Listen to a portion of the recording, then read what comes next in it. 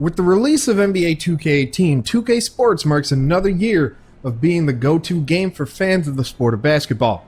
Much like the iPhone, while we all know we're going to buy it in the end, we want to be convinced that we're not just getting the same phone or game every year.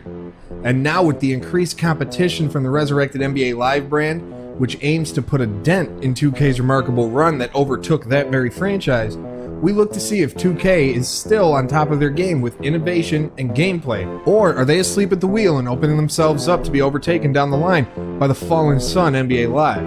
Let's find out. Sports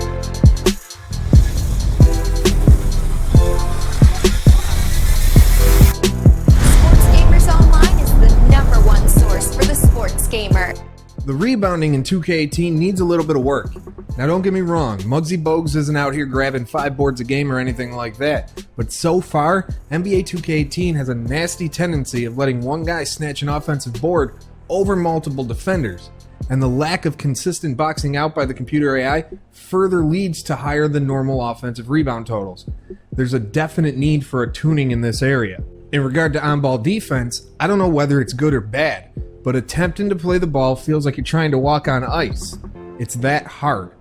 What makes this worse is the ball handler's ability to just blow by defenders at will. I've done it to my opponent, and he's done it to me consistently. There's way too much effort needed to stay in front of the ball handler at the moment. So I don't know whether me and all the guys I've played are just that trash at playing on-ball defense, or playing on-ball defense will have no purpose in NBA 2K18. Now, one of the best improvements in 2K18 was the dribbling. While playing user defense is likely trying to figure out advanced calculus, there's never been so much freedom and enjoyment out of stringing together different dribble moves. It's extremely rewarding, which is boosted by the fact that, like I mentioned before, it's extremely hard to stay in front of the ball handler as is. But even against the computer, a well-timed cross will have your defender reaching for air. And for my offline players, well, this is for everybody, but mainly the offline guys, I was extremely impressed with the computer's ability to switch up their pick and roll coverage on the ball handler depending on what happened the last time they used it and who they have on the court. It really became a chess match between me and the AI, and it'll definitely be fun to play against going forward. And defending the pick and roll as a user defender, I love that it's truly dependent on how fast you run into the screen and how long you're stuck on it. So you better practice your pick avoiding skills. With the post-game, there's new one-handed pump fakes and contact animations, but otherwise, it's largely unchanged from NBA 2K17. Aside from the dribbling, the defensive AI is definitely the biggest improvement when it comes to gameplay. Off-ball players will attempt to prevent clean runs to the rim by other players. Defenders will only deflect or intercept the ball if they're looking directly at it. I've thrown some questionable passes that I got kinda pissed weren't intercepted, but I went back to the footage to see the defender wasn't looking, which was a good thing. And most importantly, shot blockers make their presence known in the paint this year. Their alertness when you attempt to put up a shot even remotely in their area is impressive, and it makes you think twice before blindly driving to the paint with a big standing there waiting for you.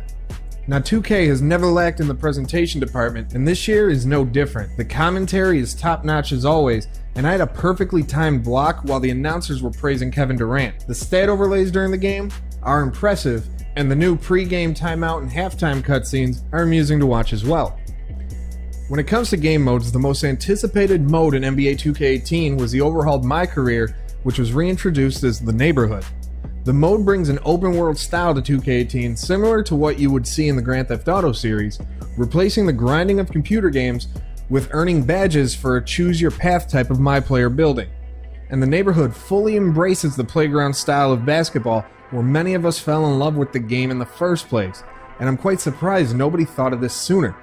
It blends the My Career of old while removing the collegiate aspect of the game with the new Neighborhood quite nicely. Now while it will bring in the casual gamer drawn in by the aesthetic who otherwise would have been turned off by the grind of My Player building from previous years, you'll quickly realize once you hit the streets that the time you wasted grinding is now spent on walking blocks and blocks to change your shoes or get a haircut in a literal race of who can spend their VC the fastest.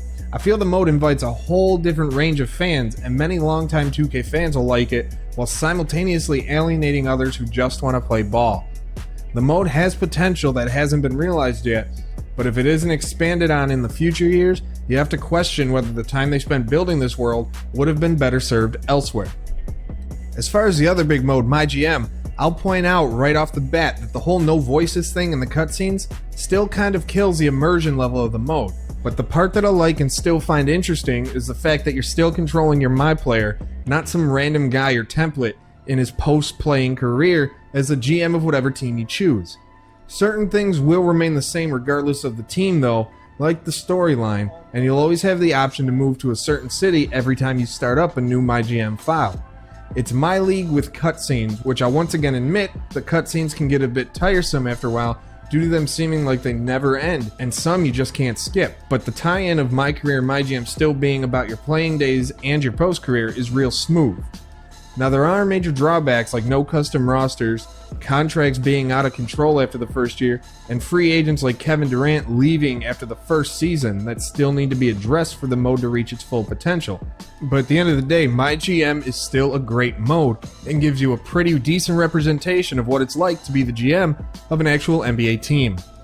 NBA 2K18 sees 2K manage to innovate their most popular mode with the addition of the neighborhood, while also refining a lot of minor issues the game had, like adding faster load times and now being able to see who your opponent is user controlling, removing some of the power those who like to play off-ball had.